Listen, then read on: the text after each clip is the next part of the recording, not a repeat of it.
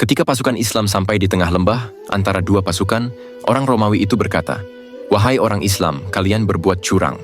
Aku meminta kalian untuk mengeluarkan 20 jagoan kalian, akan tetapi yang datang menghadapiku berjumlah 21 orang." Salah seorang pasukan Islam menjawab teriakan Romawi, "Yang akan menghadapimu hanya satu orang. Kami hanyalah mengantar orang ini, dan kami akan segera kembali."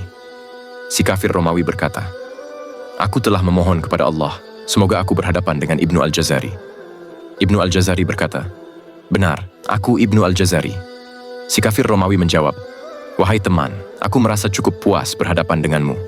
Kembalilah 20 orang pasukan Islam menuju barisannya, dan mulailah kedua jagoan bertarung. Pertarungan berlangsung dengan seru dan melelahkan. Sedangkan kaum muslimin dan orang-orang musyrikin memperhatikan jalannya pertarungan dengan hati berdebar. Tiba-tiba terlihat Ibnu Al-Jazari bergerak menghantam musuh. Keadaan itu menyebabkan hati orang-orang musyrikin mulai khawatir dan terkoyak, sedangkan kaum muslimin terlihat gaduh karena peristiwa itu. Ibnu Al-Jazari semakin menguasai keadaan, dia mampu mengurung musuh dengan serangannya, dan akhirnya tumbanglah si kafir Romawi dari pelana kudanya. Dan tidaklah tubuh Romawi itu menyentuh tanah, kecuali saat itu kepalanya telah terpisah dari badan.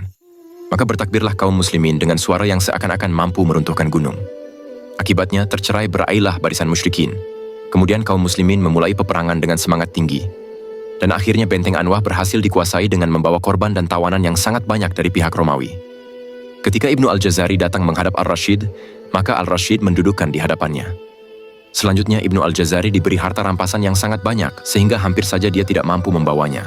Akan tetapi Ibnu Al-Jazari menolak semua pemberian tersebut. Selanjutnya Ar-Rasyid bersama para mujahidin bergerak menuju Konstantinopel mendengar gerakan pasukan Islam. Para uskup dan penjaga bergegas menghadap Amirul Mukminin untuk memohon ampunan serta belas kasihan atas kelancangan penguasa Romawi Ya'fur.